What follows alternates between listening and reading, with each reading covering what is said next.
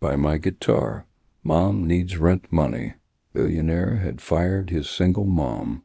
But what happened next?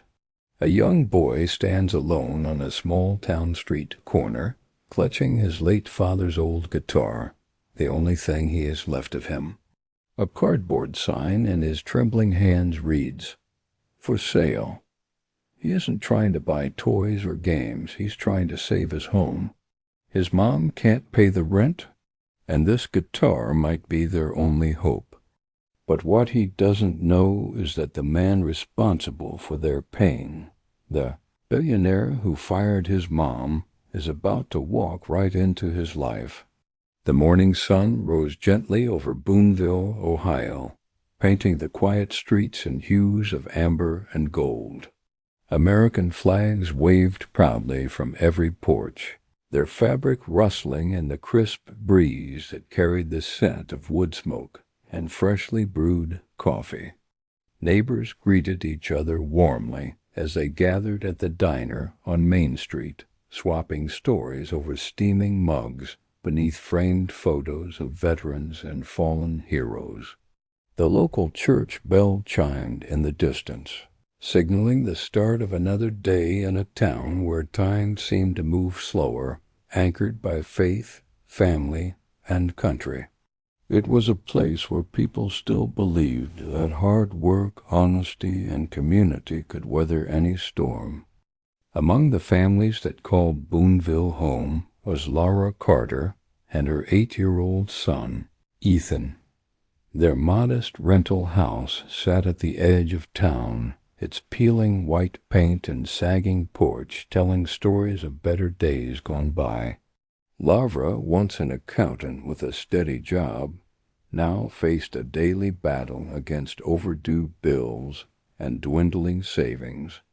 The unexpected loss of her position had upended their lives, forcing her to stretch every dollar and sacrifice sleep just to keep the lights on. Yet, beneath the weight of worry, she carried herself with quiet dignity, determined to shield Ethan from the full force of their struggles. She believed that resilience was as American as the flag that fluttered outside their window.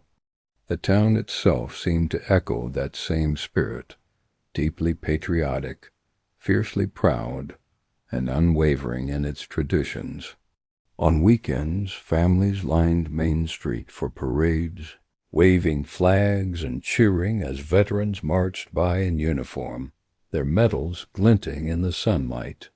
Every 4th of July, fireworks exploded above the courthouse square, lighting up the night sky as children clutched sparklers, and parents whispered prayers of gratitude for the freedoms they cherished. Boonville was more than a town.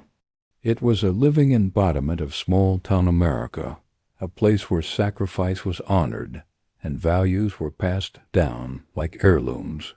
For Laura, those traditions were a source of comfort, a reminder that she was not alone even in her darkest moments. The people here knew her story, the Marine husband she'd lost overseas, the folded flag that now rested in a wooden case on their mantel, and the son who had become her reason to keep going. They offered smiles and kind words, but kindness didn't pay rent and sympathy didn't keep food on the table. Each night, Laura balanced her checkbook at the kitchen table, whispering promises to herself that tomorrow would be better.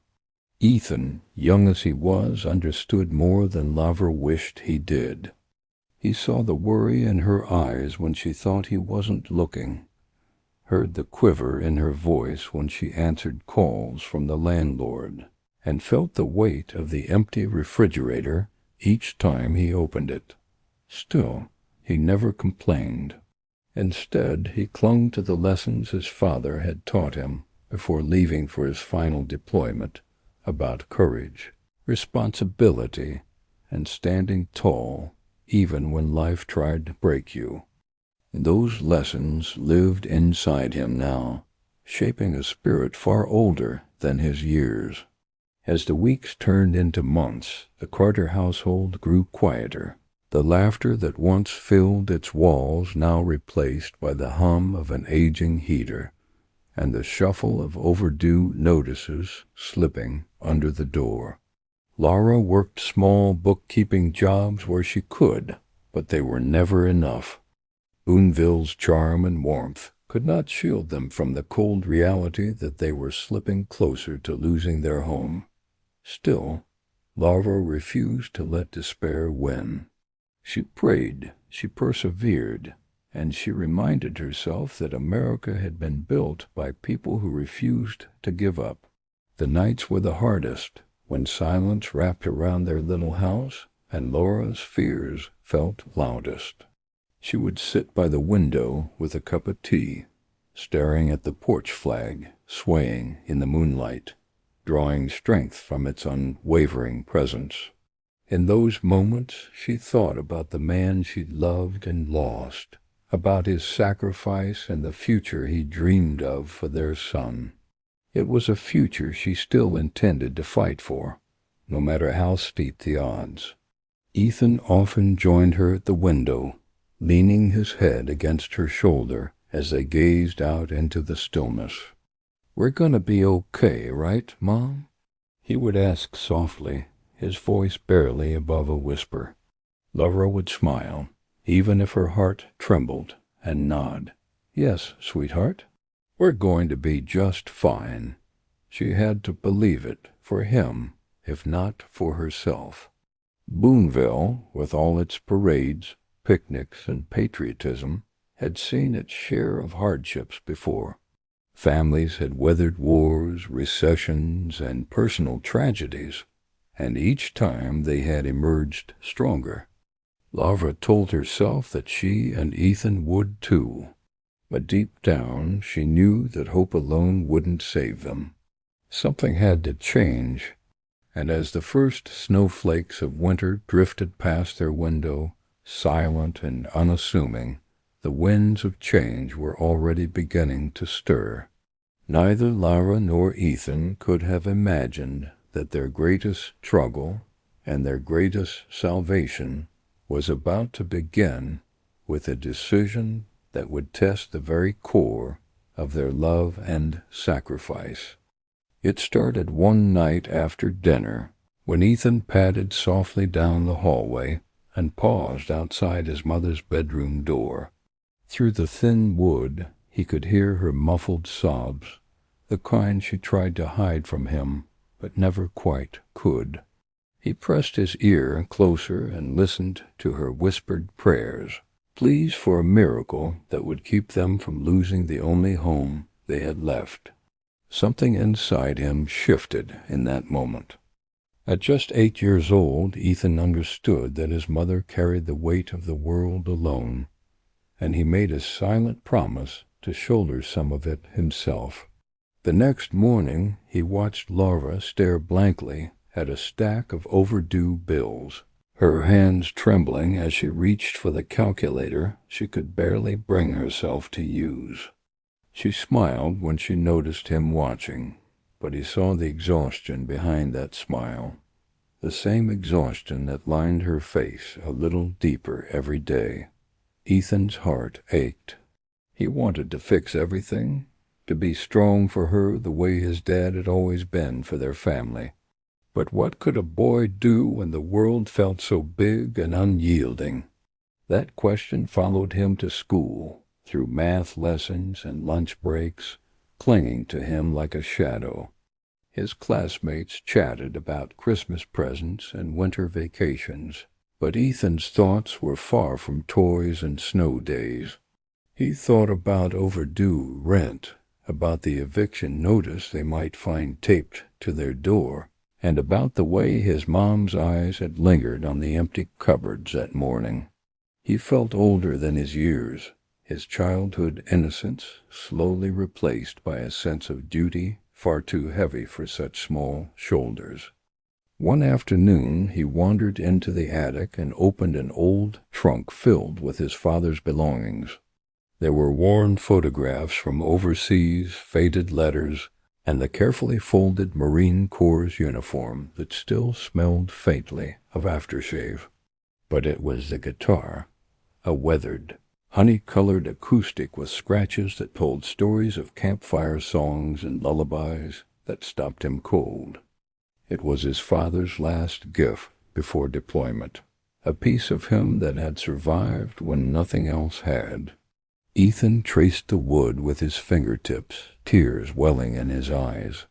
He thought about what that guitar meant, about how it was the last bridge between who they were before and who they had become since. But he also thought about what it could mean now. Maybe it could buy them time. Maybe it could help his mom breathe again. The idea frightened him, but it also lit a spark of hope. For the first time in months, he felt like there was something he could do. That night, Ethan couldn't sleep. He lay awake, staring at the ceiling, the decision swirling in his mind like a storm. His father had always told him that doing the right thing was rarely the easy thing, and this was the hardest thing he had ever considered. Selling the guitar felt like letting go of a piece of his dad, but it also felt like honoring him. His father had sacrificed everything for their country. Maybe in a small way, this was Ethan's chance to do the same for his family. The next morning he carefully polished the guitar, his small hands trembling as he worked.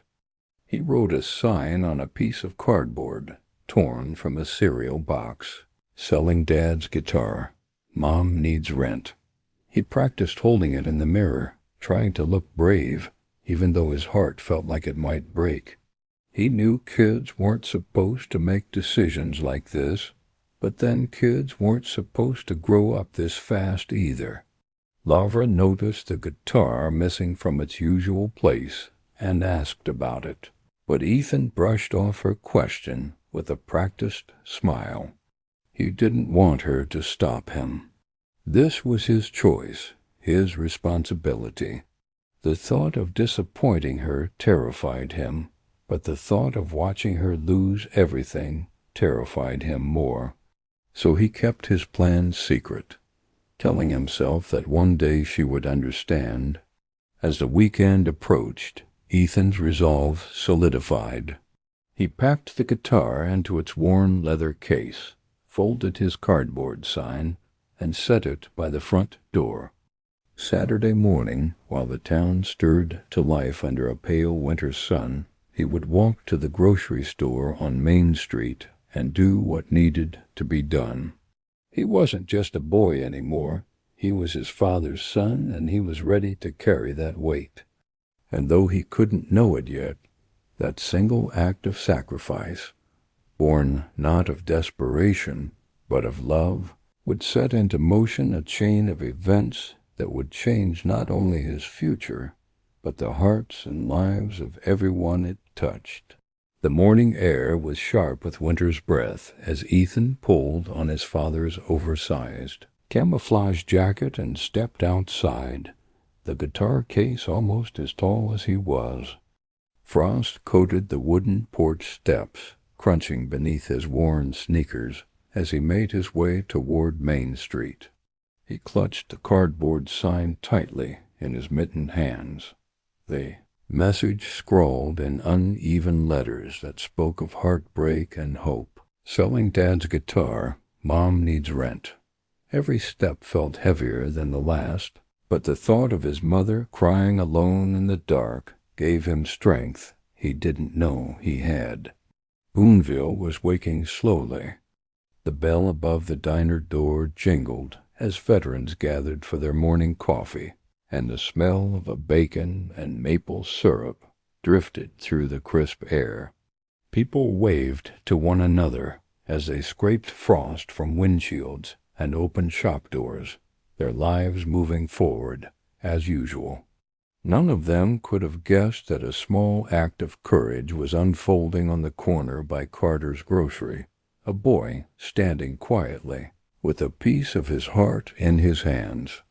He took his place beside the weathered wooden bench near the entrance, set the guitar case gently at his feet, and held up his sign. At first, no one noticed. A woman pushing a stroller hurried past, glancing briefly before lowering her eyes. A man in a flannel coat paused, read the sign, and walked on without a word. Ethan's cheeks burned red from the cold, but he refused to leave. This wasn't about pity. It was about doing something that mattered. The guitar's weight at his feet was a reminder of the love and sacrifice his father had embodied, and Ethan felt that same spirit burning quietly inside himself now. An elderly couple stopped, their eyes softening with understanding.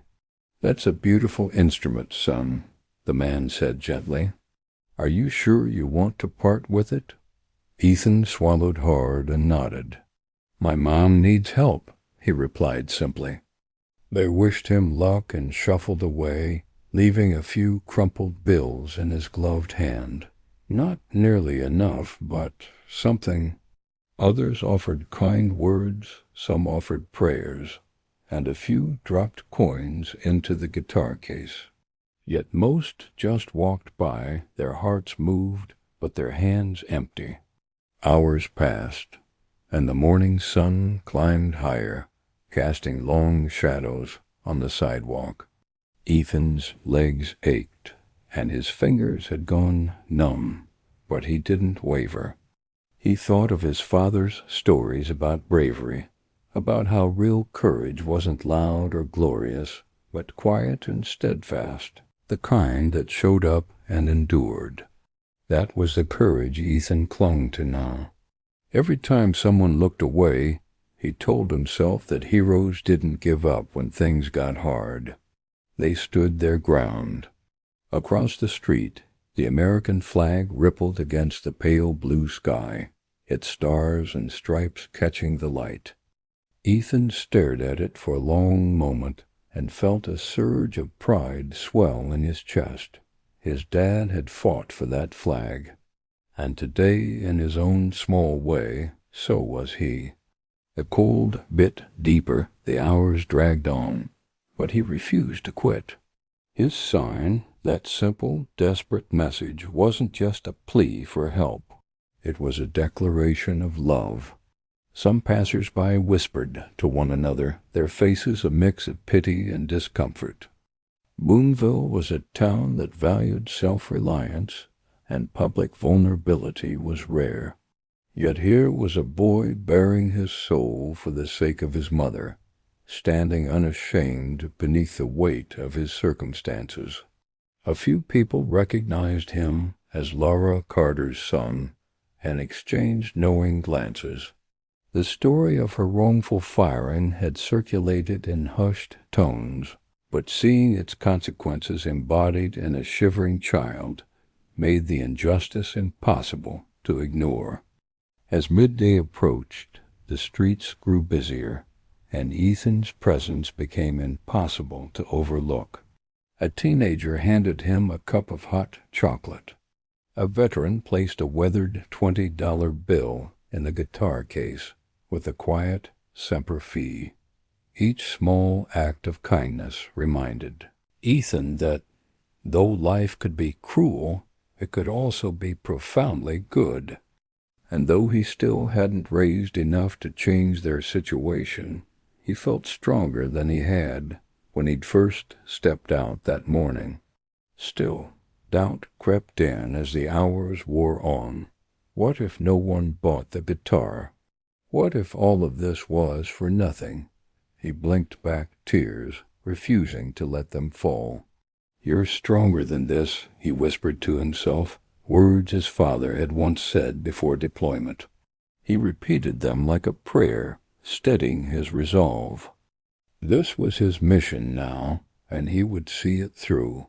And just as the afternoon sun began its slow descent, casting a golden glow across Main Street, the sound of an engine broke the stillness. A sleek black SUV turned the corner and slowed as it approached the grocery store. Its tinted windows reflected the American flag above the church steeple. Ethan had no way of knowing that inside sat a man whose life and whose heart was about to be changed forever. Jack Reynolds had driven through Boonville 100 times before, but today felt different. The billionaire developer was on his way to inspect a new commercial property, his mind preoccupied with contracts, quarterly reports, and expansion plans. His world was built on deals and deadlines, the kind of world where profit margins mattered more than people. He had grown up with nothing and built everything with his own 2 hands, and he carried that story like a badge of honor. Yet in his relentless pursuit of success, he had long stopped looking at the faces behind the numbers. His SUV rolled slowly down Main Street, past the diner where retirees swapped war stories and the hardware store that had stood for 3 generations. Boonville was the kind of place that reminded Jack of where he'd come from and of how far he had gone to escape it. He respected the town's patriotism, its traditions, even its stubborn pride. But he had built his empire in a world far removed from this one, a world of glass towers and high-stakes negotiations. Boonville was nostalgia. Jack's life was momentum. Then he saw the boy. The sight was so out of place that it made him ease off the gas. There, standing on the corner outside a grocery store, was a small figure bundled in a camouflage jacket, 2 sizes too big. A cardboard sign trembled in his gloved hands, and at his feet sat an old guitar case. Jack read the message once, then again, the words hitting him harder each time. Selling Dad's guitar. Mom needs rent. Something about it stopped him cold. He pulled the SUV to the curb without thinking. For a long moment, Jack sat in silence, watching the boy from behind the glass. The scene was achingly familiar, not because he had lived it, but because he had spent years pretending stories like this didn't exist. His company employed thousands. Mistakes happened. People fell through the cracks. That was business. But looking at this boy, this small, shivering symbol of sacrifice, the excuses he'd relied on for so long suddenly felt hollow. He stepped out of the SUV and approached slowly. "Hey there, son," Jack said gently, kneeling to meet Ethan's eyes. "That's a fine guitar you've got. Why are you selling it?" Ethan hesitated, clutching the sign a little tighter. "It was my dad's," he said softly. "Mom needs money for rent." The words were simple, but they landed like a punch to Jack's chest. He asked the boy's name, his mother's name, and when Ethan said Laura Carter, Jack's blood ran cold. He remembered the file, the paperwork error, the dismissal. Suddenly this wasn't just a story. It was his story. Jack swallowed the lump in his throat and reached for his wallet. "How much are you asking?" Ethan shrugged. "Whatever helps." Without another word, Jack counted $5,000 in crisp bills and placed them gently in the boy's hand. "Keep the guitar," he said. "Some things are worth more than money." Ethan's eyes widened, his lips trembling as he tried to find words. "Thank you, sir," he whispered. Jack only nodded, his chest heavy with something he hadn't felt in a long time, shame. As he walked back to the SUV, Jack couldn't shake the image of Ethan standing alone in the cold, trying to solve problems no child should ever face. He had built skyscrapers, reshaped city skylines, and amassed a fortune most people could only dream of, but none of it seemed to matter now. All he could think about was the boy's trembling hands and the name Laura Carter. By the time he pulled back onto the road, Jack knew this wasn't the end of their story. It was the beginning. Something had been set in motion, something that would force him to confront not just a mistake in a personnel file, but the very foundation of who he was. And for the first time in years, Jack Reynolds felt the weight of responsibility not as a burden, but as a calling. Jack drove aimlessly after leaving Main Street, the landscape of Boonville blurring past his windshield as a storm churned inside him. The boy's words replayed in his mind. Mom needs money for rent. It wasn't the first time his company's decisions had hurt someone, but it was the first time the consequences had a face. Not just any face, a child's, innocent and determined, bearing the weight of adult struggles he should never have known. Jack gripped the steering wheel tighter, the shame pressing against his chest like a physical weight. He pulled into a quiet overlook just outside town, killing the engine and staring out over the snow-dusted fields. For years, Jack had told himself that success required hard choices, that the cost of progress was sometimes measured in layoffs and restructuring. But Ethan's story had shattered that illusion. A boy had nearly sold the last piece of his father, a man who died defending the very freedoms Jack's company claimed to honor because of a mistake his corporation had made. The realization burned. Memories Jack had long buried began to surface. Nights spent hungry as a child, watching his own father struggle to keep the family afloat after a layoff. Back then, Jack had sworn he'd never let himself be vulnerable again. He would build something so massive, so uncheckable, that no one could ever control his fate. And he had. But somewhere along the way, he'd become the very kind of man he once despised, distant, ruthless, disconnected from the people his decisions affected. Ethan's trembling hands holding that sign were a mirror Jack hadn't asked for, but desperately needed. Back at his office later that afternoon, Jack summoned his executive assistant and demanded every detail about Lavra Carter's termination. The file was pulled within minutes, and the truth hit harder than he'd anticipated. It wasn't just a clerical mistake, it was negligence. Laura's appeals had been ignored. Emails had gone unanswered. A family had been left to suffer while his company's machine marched forward without a backward glance. Jack felt sick. This wasn't leadership. This was failure. He stared out the floor-to-ceiling windows of his office, watching the city skyline rise against the winter sky. Towers he had built, monuments to his ambition, now felt hollow.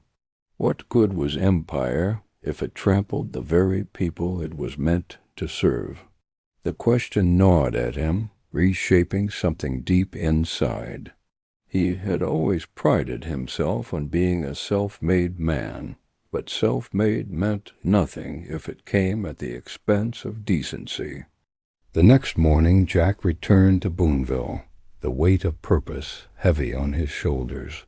He parked near the diner and walked the streets on foot, taking in the town he had once dismissed as a relic of America's past. The smell of fresh coffee and wood smoke, the sound of the church bell, the sight of veterans raising the flag, everything felt different now. This was the America he claimed to love, and he had heard it.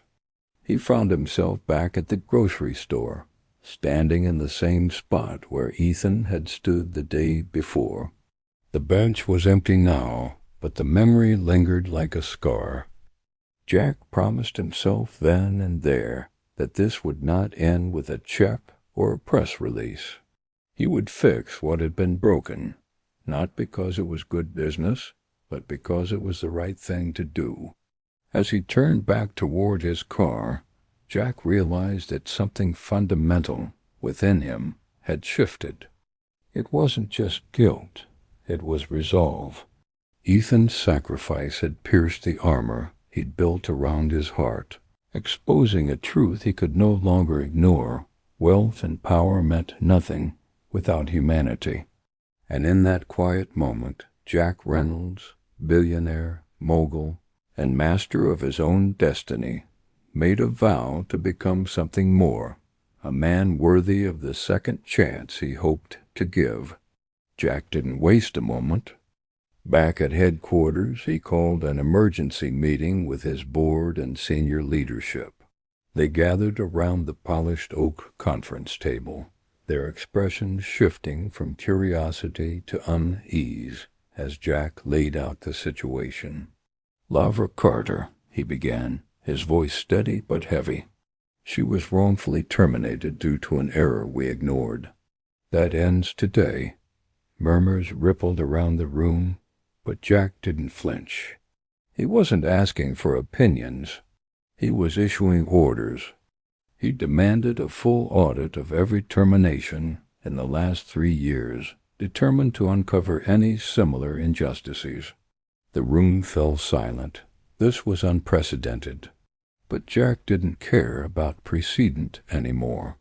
The company had built its reputation on efficiency and profit.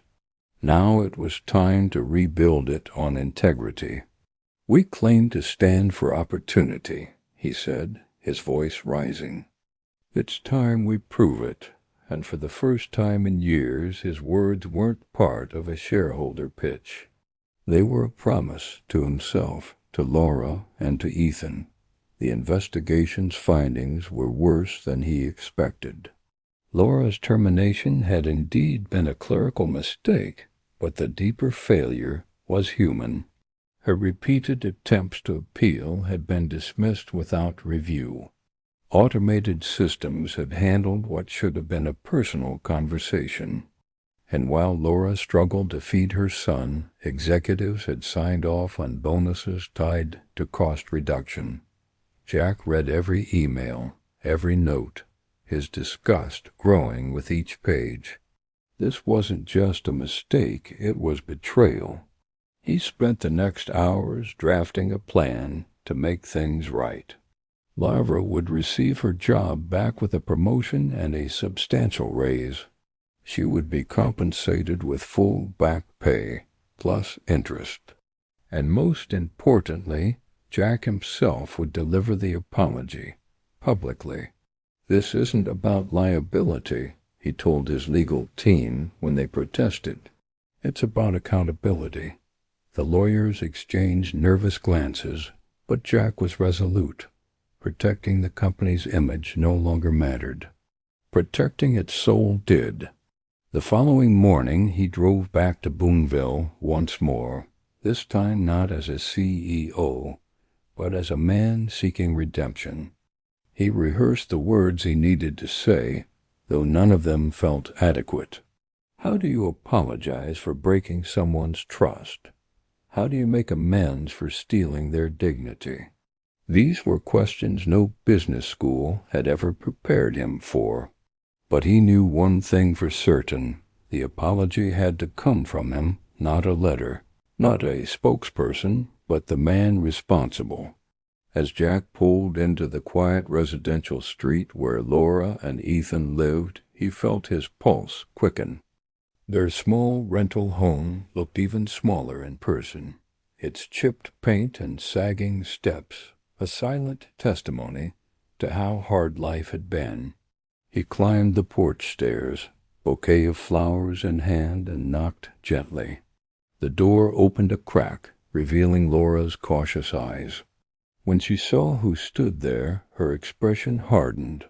"Mrs. Carter," Jack began softly, his voice stripped of all corporate polish, "I came to apologize not as a CEO, but as a man who failed you." Laura's lips tightened. "You think flowers and a paycheck make up for what you did?" she asked, her tone sharp and trembling. Jack didn't flinch. "No," he said quietly, "but it's a start. I want to make this right. You'll have your job back with a raise. Every cent you lost will be repaid." and I'll stand before the town and admit that this was my company's fault." The silence stretched long between them. Lavra looked past him, toward the street where children played and neighbors chatted, her jaw set against years of frustration and betrayal. "I don't trust you," she finally said. "Not yet," Jack nodded, accepting the words like a sentence he deserved. "I understand," he replied, "but I'll earn it, however long it takes." He turned to leave, leaving the flowers on the porch as a quiet promise. As he walked back to his car, Jack felt the cold air sting his face, but beneath the chill was something new, the faint warmth of redemption. He knew the road ahead would not be easy. Forgiveness was not a transaction. It was something to be earned inch by inch through actions and sacrifice. But for the first time in a long time, Jack felt he was walking the right path. And somewhere deep inside, a boy's act of love had already begun to change the course of a billionaire's heart. Days passed after Jack's apology, but Laura couldn't shake the conflicting emotions that weighed on her. Part of her wanted to slam the door on everything he represented, the wealth, the power, the cold indifference that had nearly destroyed her life. Yet another part of her, quieter but persistent, saw sincerity in his eyes that day on the porch. He hadn't sent a lawyer, he hadn't mailed a check. He had come himself with humility in his voice and regret etched deep into his face. That counted for something, even if she wasn't ready to admit it aloud. Boonville, however, didn't let things go so easily. Word of Jack's visit spread quickly, sparking whispers at the diner and knowing glances at church. Some praised Laura for standing her ground. Others urged her to accept the offer and move forward. But Laura's pride was as strong as her pain. She had built a life from ashes once before, and she was determined not to let anyone think she needed saving. Even so, when the first envelope from Jack's company arrived, a formal letter reinstating her position with a promotion, she didn't tear it up. She placed it carefully in a drawer, unopened, but not discarded. A week later there was another knock at the door. Lavra opened it to find Jack once again, this time without flowers or speeches. "I know you don't trust me yet," he said plainly, "but I'd like to try anyway." In his hands was a box of takeout from the diner down the street, meatloaf, mashed potatoes, and 2 slices of pie. Lavra hesitated before stepping aside and letting him in. It wasn't forgiveness, but it was a start. Dinner was awkward at first. Conversation stumbled, silences lingered, and the air felt heavy with everything unsaid. But Ethan, delighted by the unexpected guest, filled the room with his chatter, talking about school, baseball, and the guitar Jack had told him to keep. Jack listened intently, laughing at the boy's jokes and asking questions that made his eyes light up. Lavra watched the interaction quietly, something softening in her chest, as she saw a side of Jack that no boardroom had ever revealed. The visits continued, slowly becoming part of their routine. Jack would stop by with groceries or offer to fix something around the house. He never overstepped, never pushed, just showed up again and again, proving that his promises weren't empty words. And though Laura's walls remained up, they were no longer impenetrable. Trust, she realized, wasn't rebuilt with grand gestures. It was rebuilt with consistency. One Saturday afternoon, Jack surprised Ethan with a set of baseball gear, a glove, a bat, and a cap emblazoned with the local team's logo. "Every young man needs a good glove," he said with a smile. Ethan beamed, clutching the gift like a treasure. Later that evening, as the boy practiced his swing in the yard, Laura found herself watching Jack from the kitchen window. He wasn't the ruthless tycoon she had imagined. He was just a man trying, perhaps for the first time, to do something good without expecting anything in return. Yet, despite the growing warmth, Laura's fears still lingered. Could she really let him into their lives? What if he disappeared once his guilt had faded? What if Ethan got attached and was hurt all over again? These questions haunted her in the quiet hours of the night. But each morning Jack was there, helping with homework, sharing coffee on the porch, showing up for baseball practice. And with each small act, the walls around her heart began to crack. The town noticed, too. Where once there had been suspicion and gossip, there was now curiosity, and in some corners admiration. Jack Reynolds, the billionaire who had once been little more than a name on a corporate sign, was now a familiar face at Little League games and church picnics. Some people still doubted his motives, but most agreed on one thing: he seemed to care. One chilly evening, as the first snow of the season began to fall, Laura and Jack found themselves alone on the porch after dinner. "I still don't know if I can forgive you," she admitted softly, her breath visible in the cold air. Jack nodded, his gaze steady. "Then I'll wait," he said, "for as long as it takes." The silence that followed wasn't heavy. It was full of possibility. For the first time, Laura allowed herself to believe that maybe, just maybe, second chances were real. Weeks melted into months, and what had begun as cautious visits turned into something deeper, something resembling family. Jack was no longer a guest, but a fixture in their lives, present for homework sessions at the kitchen table, Sunday dinners filled with laughter, and early morning drives to school. Ethan grew more attached with every passing day, looking for Jack's approval on his baseball swing, and saving a seat for him at every school event. It wasn't long before the boy started calling him Mr. Jack, with a familiarity that warmed the older man's heart. For Jack, the change was just as profound. His mansion, once a symbol of everything he had built, now felt cold and hollow compared to the cozy chaos of Laura's small home. The sound of Ethan's laughter echoing down the hallway, the smell of Laura's homemade chili simmering on the stove, the sight of a modest Christmas tree glowing in the corner, these were things money couldn't buy, and they filled a void he hadn't realized existed. Success had given him wealth, but it had never given him belonging. Laura, too, found herself changing. The bitterness that had once clouded her view of Jack was slowly dissolving, replaced by gratitude and, though she tried to deny it, affection. He wasn't just helping them survive, he was helping them live. They spent evenings talking about everything from childhood memories to future dreams, and Laura was surprised by how much they had in common.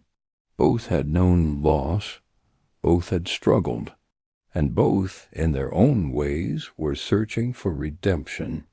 Still, Laura remained cautious. She reminded herself not to rush, not to let her heart run ahead of her reason.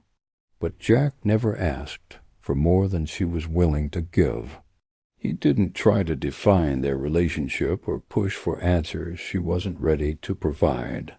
Instead, he showed up every single day, proving through actions what words could never capture. And slowly the space between them narrowed. One evening, Jack arrived unannounced with takeout and a stack of classic movies. "Thought we could use a movie night," he said with a sheepish grin. They spent hours laughing over old comedies, sharing stories between scenes. When Ethan fell asleep on the couch, Jack gently carried him to bed, pulling the covers up to his chin. Lavra watched from the doorway, her heart swelling at the tenderness in the gesture. Something inside her shifted that night, not all at once, but undeniably. Over time, small rituals began to form: Saturday breakfasts at the diner, Sunday walks through the town square, evenings spent playing board games or watching the sunset from the porch. These simple moments, woven together, became the fabric of something beautiful, something that felt a lot like home. And with each passing day, the bond between the three of them grew stronger, steadier, more real. Jack also took steps to make amends beyond their family. He established a scholarship in Ethan's father's name for children of fallen service members. He funded a renovation of the town's Veterans Memorial, and when asked why, he always gave the same answer: because some debts can never truly be repaid. But that doesn't mean we shouldn't try. Boonville, once skeptical of his presence, now saw him as more than a businessman. He had become part of their story. One spring afternoon, Lavra invited Jack to Ethan's baseball game, a small but significant gesture. He cheered from the stands like he had been there for every inning of the season, and when Ethan hit his first home run, it was Jack who lifted him onto his shoulders in celebration. The joy on the boy's face was unmistakable, and in that moment, Lavra realized something profound. Jack wasn't replacing Ethan's father. He was becoming the man Ethan needed now. That night after the game, Lara stood on the porch watching Jack and Ethan toss a baseball back and forth in the yard. The sun dipped below the horizon, painting the sky in shades of crimson and gold. And as she watched them, one laughing, the other smiling like he hadn't in years, she understood that trust was no longer something she had to protect. It was something she was ready to give.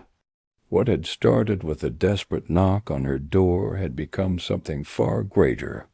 A bridge was being built, not just between a billionaire and a struggling family, but between past mistakes and future hope. And as the first stars appeared in the twilight sky, Lavra realized she was no longer walking this road alone. Jack's mansion had always been a testament to his success. Sleek lines of glass and steel, endless rooms filled with expensive furniture, walls adorned with art that meant nothing to him. Yet as the months passed, he found himself spending less and less time there. The vast, echoing halls felt empty compared to the laughter that filled Laura's modest home. It was a place where life happened, where the smell of pancakes drifted through the kitchen on Saturday mornings, where muddy boots by the door told stories of backyard adventures, and where love lingered in the air like a familiar melody. He began to crave the simplicity of those moments more than the sterile luxury he had once thought was everything. At Laura's house, dinner wasn't catered by a private chef, but cooked together in a small kitchen, with Ethan giggling as he tried to flip pancakes, and Laura scolding Jack for sneaking bites before the meal was ready. They talked about their days, shared memories, and laughed until their cheeks hurt. Jack had built skyscrapers and signed billion-dollar deals, but nothing had ever felt as meaningful as sitting at that worn wooden table with them. It wasn't just the warmth of the home. It was the sense of belonging. Jack found himself attending Ethan's baseball games every weekend, cheering louder than anyone else in the stands. He joined Lavra at church on Sundays, shaking hands with neighbors who now greeted him not as a billionaire, but as a friend. He even started volunteering for community events, hammering nails at a veterans housing project and serving chili at the town's Memorial Day picnic. Boonville, once a place he drove through without a second thought, had begun to feel like home. The change didn't go unnoticed. Ethan started calling him before every game to make sure he'd be there. Lavra began saving him a seat at Sunday service, and when he missed dinner once because of a business meeting, she called to check if he was all right, a small gesture that meant more to him than she could have imagined. These weren't obligations. They were invitations into a life he had never known he wanted. Jack's friends and colleagues noticed the shift, too. "You're different lately," one of his board members remarked during a meeting, and it was true, he was different. The ruthless drive that had once defined him had softened into something more grounded. He still cared about success, but it no longer consumed him. For the first time, he was building something that couldn't be measured in profit margins, a family, a purpose, a future, built not on power, but on love.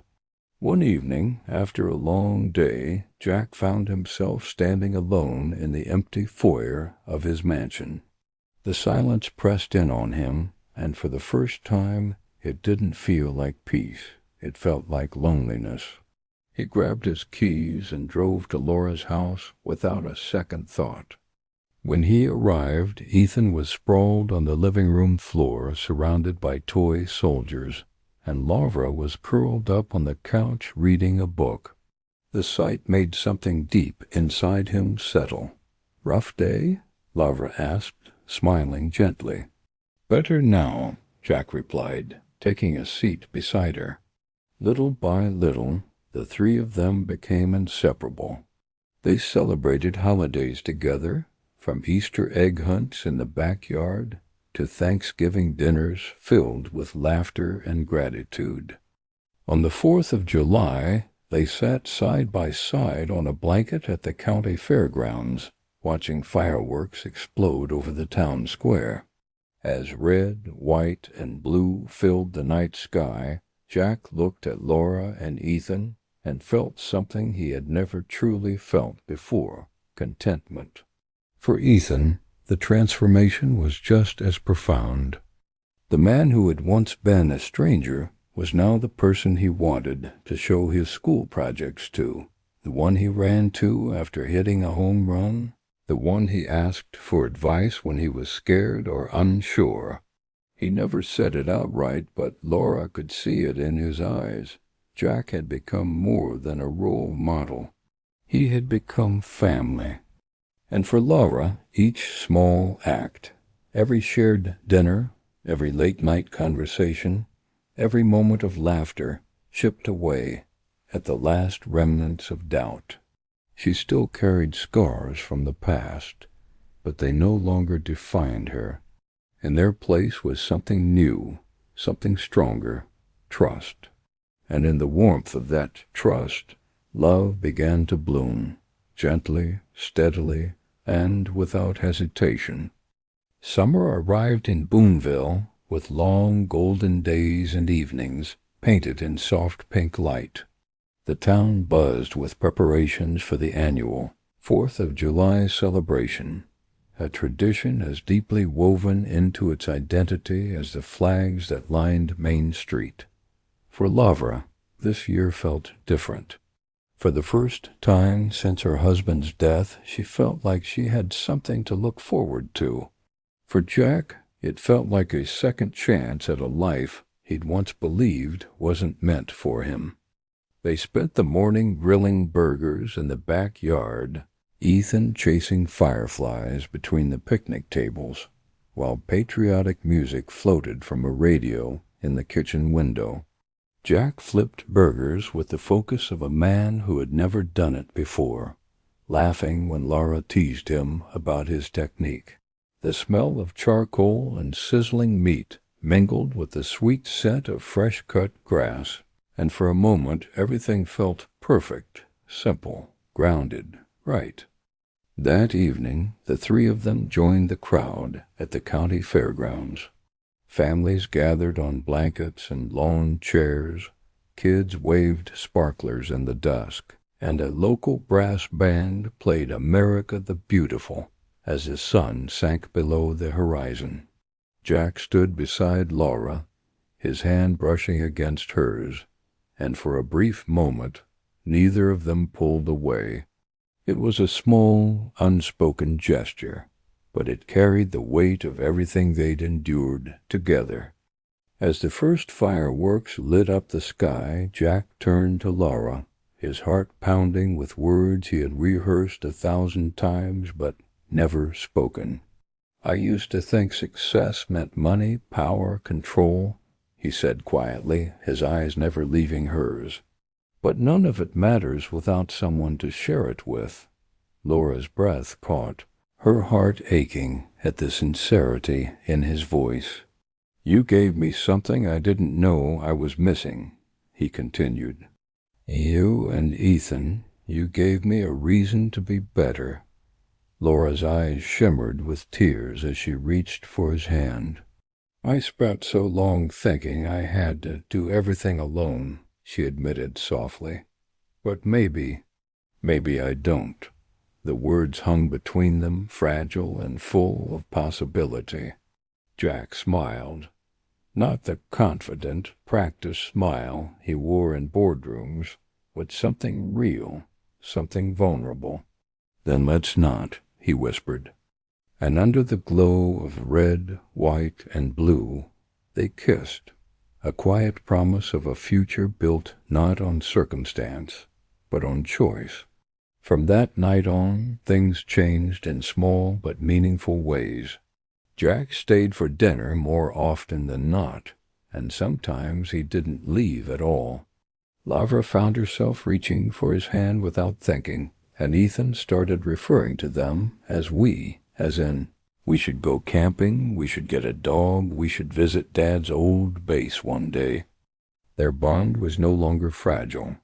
It was solid, rooted in shared trust and mutual healing. Of course, life wasn't suddenly perfect.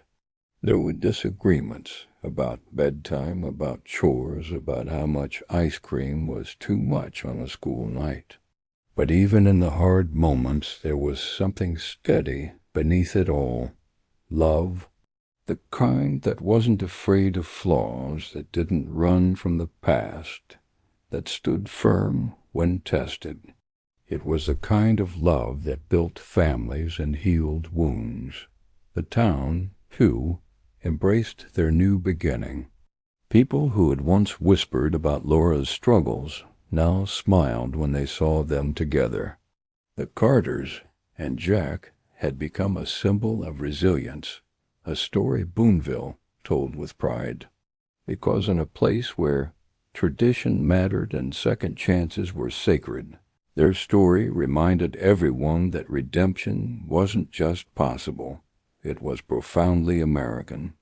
One night, weeks after the 4th of July, Laura and Jack sat on the porch beneath a sky full of stars. Ethan was asleep inside, the house quiet except for the distant hum of crickets. "I never thought I'd have this," Laura said softly. "Not again." Jack wrapped an arm around her shoulders and pulled her close. "Me neither," he admitted. "But I'm not letting go." And in that still, perfect moment, surrounded by the simple beauty of small-town life, they both knew that what they were building was real and worth fighting for. In the heart of Boonville, beneath the flag that waved proudly over their porch, a new kind of family was forming, one forged not by blood, but by love, loyalty, and the courage to believe in second chances. And though they couldn't see what challenges lay ahead, they knew one thing for certain: they would face them together.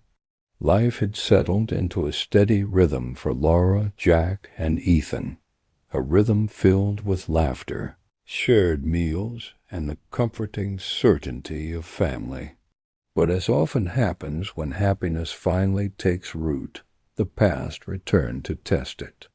It began with an envelope left in their mailbox on a Tuesday afternoon, a thick, official-looking packet addressed to Laura Carter. At first, she thought it was a mistake, but when she tore it open and read the first line, "Petition for custody," her heart sank into her stomach. Henry Carter, Ethan's estranged grandfather, was demanding custody. Henry had been little more than a ghost since Ethan's father's funeral, a man who had turned his back on family long ago. His sudden reappearance now was as shocking as it was unsettling. Laura sat frozen at the kitchen table as the words blurred before her eyes. He was accusing her of being an unfit mother, claiming she was manipulating a wealthy man for financial gain, and creating an unstable environment for a minor. It was vicious, humiliating, and deeply unfair, and worst of all, it meant he was trying to take her son.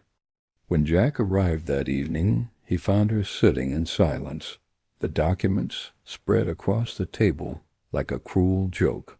"He's trying to take Ethan," she whispered, her voice trembling with fear and fury. Jack scanned the papers, his jaw tightening with every line. Henry's motivations were clear. This wasn't about love or concern. It was about control. Ethan's father had left a sizable trust fund in his name, and Henry, drowning in debt and desperate, saw custody as a way to access it. "Over my dead body," Jack muttered under his breath. The news hit Ethan hard. He had vague memories of his grandfather, memories filled with broken promises and angry words. The thought of leaving his mother terrified him. "I don't want to go," he said one night, his voice small and frightened as he clung to Laura's hand. She held him close, her own heart breaking. "You're not going anywhere," she promised, even as uncertainty gnawed at her. But promises, she knew, were one thing. The legal system was another. Jack wasted no time assembling a legal team, the best in the state, determined to fight for Ethan and Laura with everything he had. "We're not going to let him win," he told Laura, his voice firm and unyielding. Not now, not ever, but Henry was relentless. He hired aggressive attorneys who twisted facts and painted a damning picture of Laura as a dependent single mother living off a billionaire's wealth. The media caught wind of the story, and soon headlines buzzed with sensational phrases like "corporate tycoon buys custody" and "gold-digging mother exploits." Billionaire. The scrutiny was brutal. Strangers speculated about their lives online. Paparazzi camped outside their home. Ethan came home from school in tears after classmates repeated rumors they'd overheard their parents discussing. The stress was suffocating, and doubt crept in where love had once been unshakable. Laura blamed herself for everything, for losing her job, for accepting Jack's help, for letting anyone into their lives in the first place. But every time she faltered, Jack was there to steady her. "You didn't do anything wrong," he told her one night, cupping her face gently in his hands. "This isn't your fault. It's his greed, not your choices, that brought us here." Laura wanted to believe him, but as the court date loomed closer, the fear of losing Ethan overshadowed everything. It was a fear deeper than any she had ever known, a primal terror no mother should ever have to feel. Despite the chaos, their bond only grew stronger.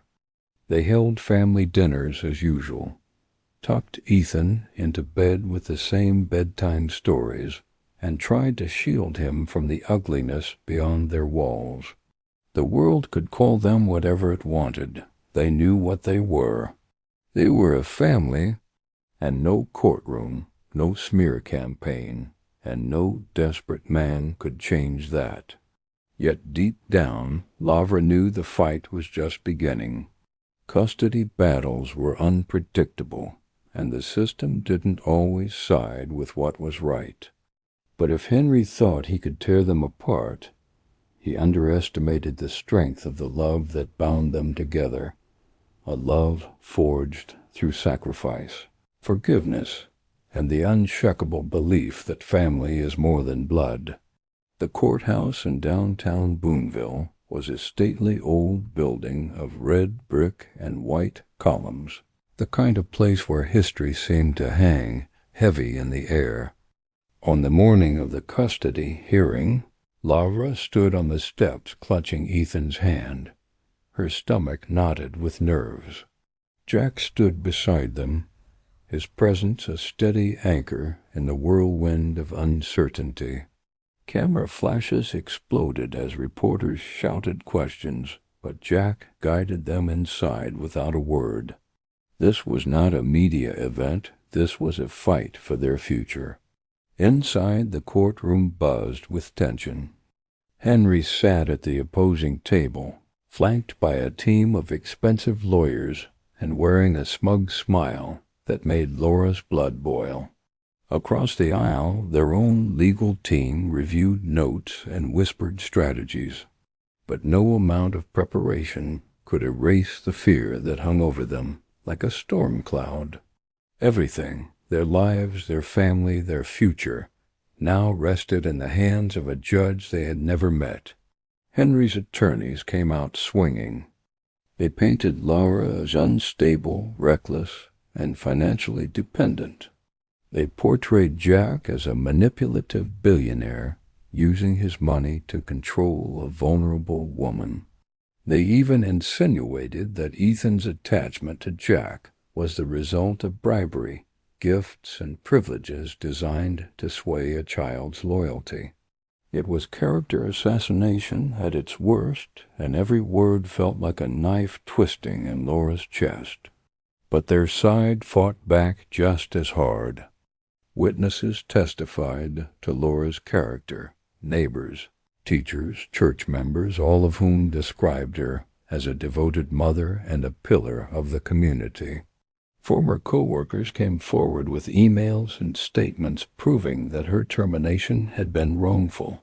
Even Jack took the stand, admitting publicly that his company's actions had been inexcusable and pledging to stand by Laura and Ethan no matter the cost.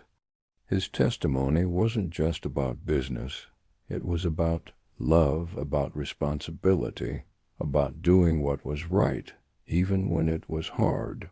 The courtroom drama spilled into the media. News outlets debated the case nightly.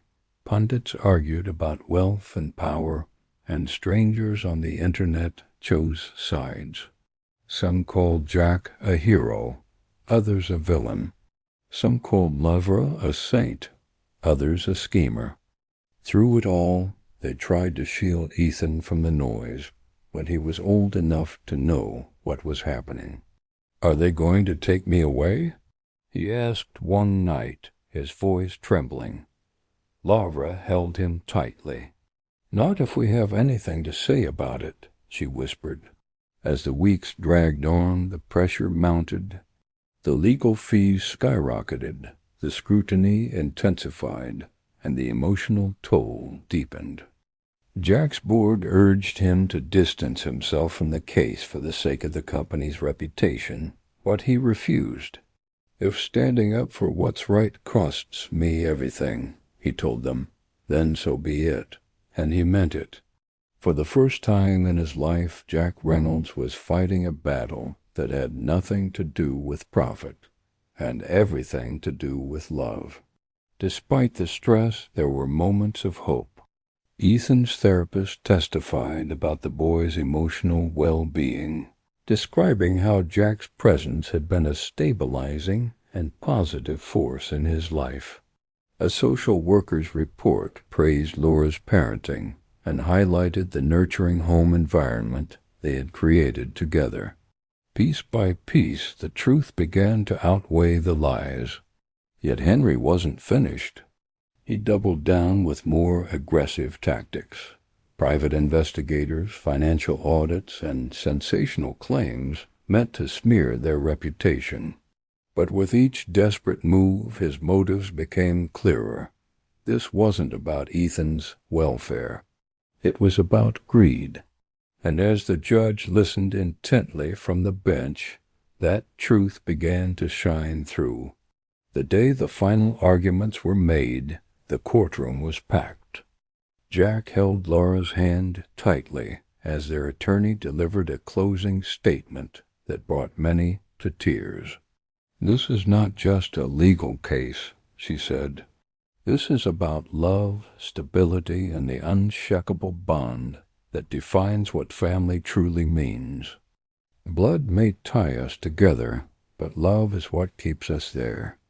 When she finished, the room was silent except for the sound of Ethan's small hand squeezing his mother's, a silent promise that, no matter the outcome, they would face it together. The judge announced that he would deliver his decision the following week. As they walked out of the courthouse into a sea of cameras and flashing lights, Laura felt a strange sense of calm settle over her. They had told the truth. They had fought with everything they had. And whatever came next, they had done it as a family. And that, she knew, was a victory in itself.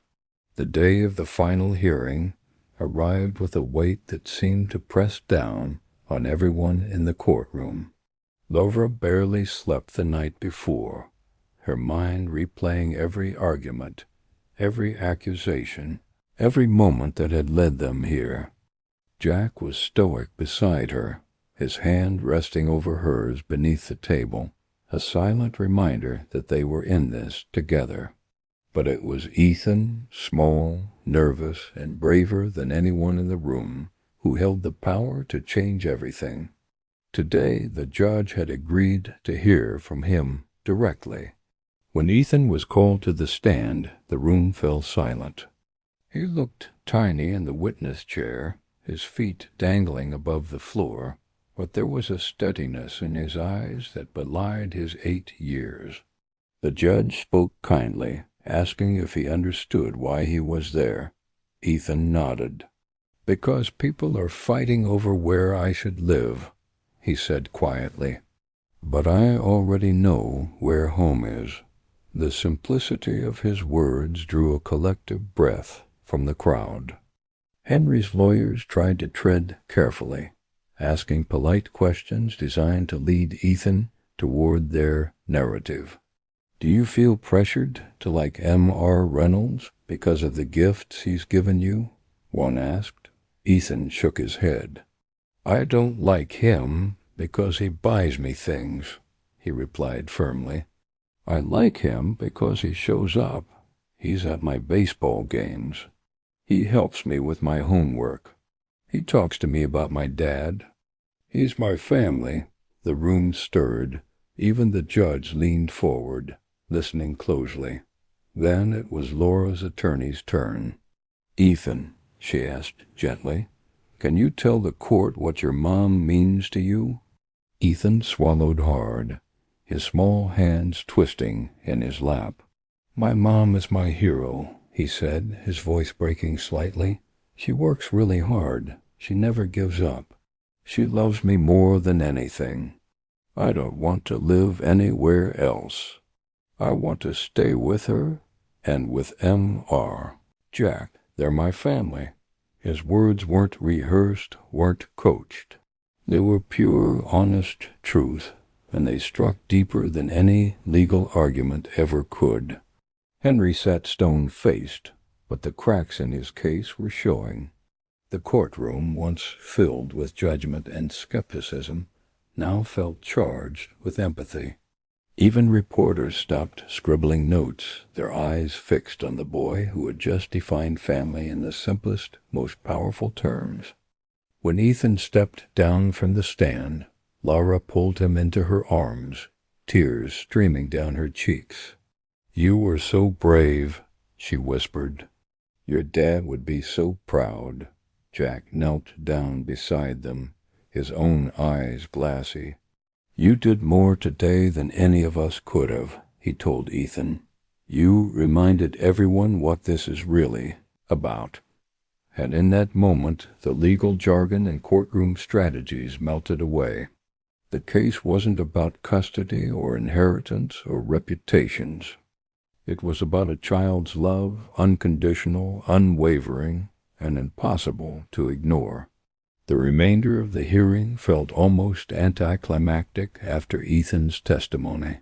Henry's lawyers tried to recover, but their arguments rang hollow. The judge asked a few final questions, his tone softer now, his gaze often drifting toward Ethan. As the gavel struck to adjourn the session, there was a sense in the room, unspoken but undeniable, that the tide had turned. Outside, the courthouse steps were lined with reporters, their cameras clicking furiously as the family emerged. But the questions and flashing lights barely registered. Lavra held Ethan's hand tightly, Jack walking beside them, and for the first time in weeks, hope felt real. Whatever the outcome, they had told the truth, and the truth, spoken through the innocent voice of a child, was stronger than any lie. That night, as they sat together around the kitchen table eating pizza and laughing over silly jokes, it felt as if a weight had lifted. The battle wasn't over yet, but the hardest part was behind them. And deep down they all knew that no matter what the judge decided, nothing could break the bond they had built. Because family, they now understood more than ever, wasn't defined by blood, it was defined by love. A week later, the courtroom was packed to capacity as the judge prepared to deliver his ruling. Reporters filled the back rows, cameras waited outside, and Boonville's residents, many of whom had followed the case closely, lined the benches in tense silence. Laura's heart hammered in her chest as she clutched Ethan's small hand, while Jack sat beside them, his jaw set, but his eyes betraying the same anxiety that gripped them all. Everything they had fought for, their future, their family, their peace, now rested on a few words from the bench. The judge entered and took his seat, flipping through the final pages of notes. When he spoke, his voice was calm and deliberate, carrying the weight of his decision.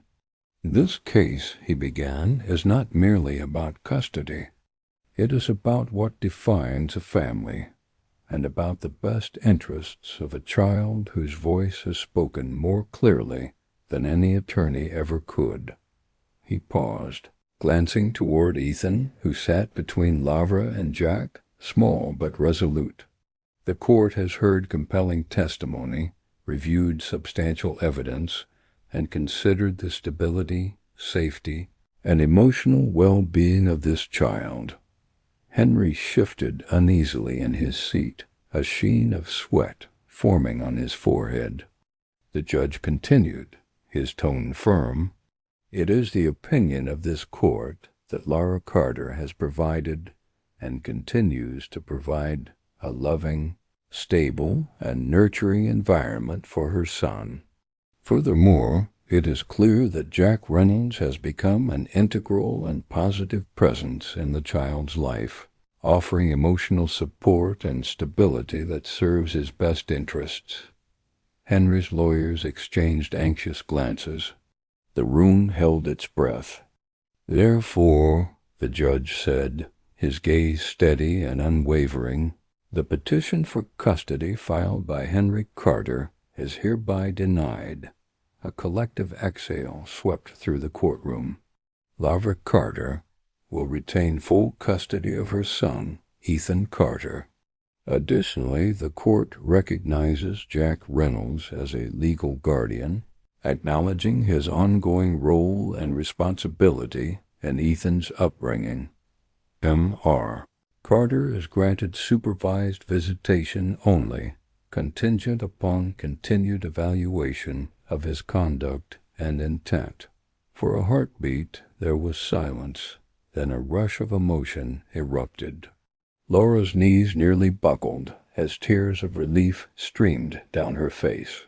Jack wrapped his arms around her and Ethan, holding them close as photographers' flashes lit up the room like fireworks. Henry slumped back into his seat, his face twisted in defeat, the weight of his greed finally crushing the arrogance he had carried into the courtroom. Justice, true, human, deeply American justice, had prevailed. Outside the courthouse, the crowd that had gathered broke into applause as the family emerged. Flags waved in the afternoon breeze, reporters shouted questions, and strangers offered hugs and congratulations. But none of it mattered. Lavra knelt to meet Ethan's eyes. "We did it," she whispered, her voice trembling with joy. "We're staying together." Ethan grinned, tears streaking down his cheeks.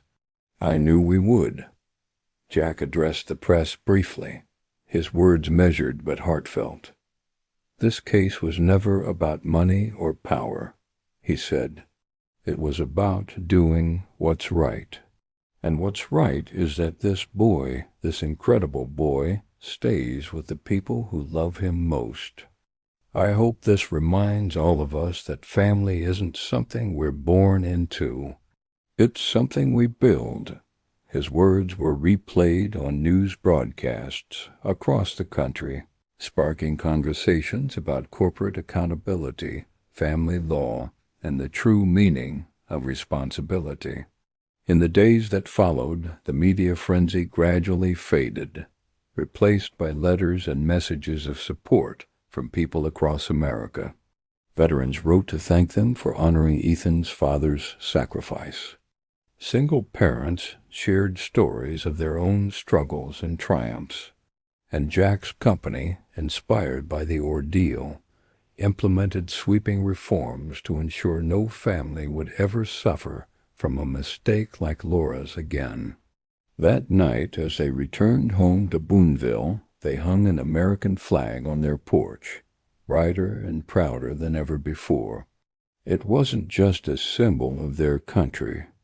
It was a symbol of what they had fought for: justice, love, and the unwavering belief that doing the right thing is the most patriotic act of all.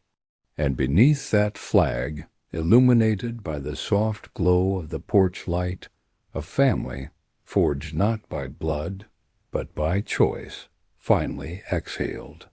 Months passed after the courtroom victory, and with each sunrise life for Laura, Jack, and Ethan grew richer and fuller, not in wealth, but in love, purpose, and peace. The weight of uncertainty that had once hung over their heads was gone, replaced by the steady rhythm of a life built together. On the outskirts of Boonville, a newly restored white farmhouse became their home, its wide front porch draped with a freshly painted American flag that fluttered proudly in the Ohio breeze. It wasn't just a house. It was a testament to everything they had fought for and everything they had become. The days took on a beautiful simplicity. Ethan thrived in school, his confidence blossoming now that he no longer feared being taken away from the people he loved.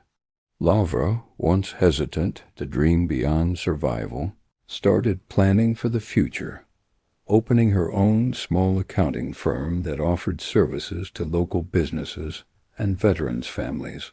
Jack, too, had changed.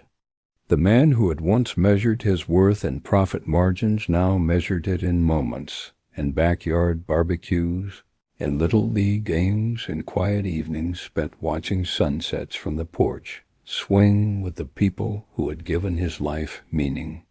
It was during one of those evenings, under a sky streaked with shades of pink and gold, that Jack unveiled a new project he had been working on in secret. He called Laura and Ethan outside, where a freshly mounted plaque gleamed in the fading light. "The Carter Foundation," it read, "a nonprofit dedicated to supporting families of fallen service members, named in honor of Ethan's late father. He gave everything for this country," Jack said softly, his hand resting on Ethan's shoulder. "The least we can do is honor that sacrifice by helping others like him." Tears filled Laura's eyes as she hugged him tightly, grateful beyond words. Their story, once one of hardship, injustice, and heartbreak, had become one of redemption and renewal, and it resonated far beyond the borders of Boonville. News outlets continued to follow their journey, and Jack's company's transformation became a model for corporate accountability nationwide. Policies were rewritten, communities were strengthened, and conversations about family, loyalty, and the cost of greed began to shift. In a way neither of them could have predicted, Ethan's single act of sacrifice had sparked a ripple effect of change that reached far beyond their small town. Life, of course, wasn't perfect. It never is. There were still challenges to face. Business obstacles, financial ups and downs, the everyday chaos of raising a child. But those challenges no longer felt insurmountable. They faced them together, hand in hand, as a family, and every obstacle they overcame only reinforced the truth they had learned, that love wasn't about ease or perfection. It was about choice, the choice to keep showing up, to keep fighting, to keep believing in one another no matter what. One crisp autumn evening, they hosted a gathering for local veterans and their families at the farmhouse. The porch was lined with candles, the yard filled with laughter, and the sound of country music floated on the cool night air. As the sun dipped below the horizon, Jack took Ethan's old guitar, the same one he had once tried to sell, and strummed a gentle tune. The notes drifted upward into the twilight, weaving through the chatter and settling softly over the land like a blessing. Ethan sat beside him, leaning against Jack's arm, and looked out at the flag waving gently against the darkening sky. "Dad would have liked this," he said quietly. Jack smiled, his chest tightening with pride and emotion. "I think he's here," he replied. "In every laugh, in every hug, in every bit of love we share, he's part of it all." Ethan nodded, comforted by the thought, and rested his head on Jack's shoulder as the last light of day faded into night. Later, as the stars began to emerge one by one across the velvet sky, Lavra joined them on the porch. Together they sat in silence, watching the flag ripple in the cool evening wind, a symbol not just of their country, but of their journey. It had been a long road, marked by loss and pain, by prejudice and struggle. But it had also been a road of courage, resilience, and love, and it had led them here, to this quiet, perfect moment beneath the stars. Their story had started with desperation. A boy on a street corner, clutching his father's guitar and begging for a chance to save his family. It had passed through anger, guilt, sacrifice, and redemption. And now it was something else entirely, a story of triumph, of what happens when people choose love over fear, integrity over greed, and family over blood. As the night grew deeper and the stars shone brighter, Laura turned to Jack, her voice barely more than a whisper. "We made it," she said. Jack smiled, wrapping his arm around her shoulders. "We did," he replied, "and we'll keep making it together, because in the heart of America, in a small town where flags fly high, where sacrifice is honored, and where love is stronger than hate. Family isn't just who you're born with. It's who shows up, who stands beside you, and who never stops fighting for you. And for Laura, Jack, and Ethan, that truth would guide them for the rest of their lives. Moral: true family isn't defined by blood. It's forged in love, loyalty, and the courage to do what's right. Have you or someone you love ever had to prove people wrong because of prejudice? Tell us in the comments.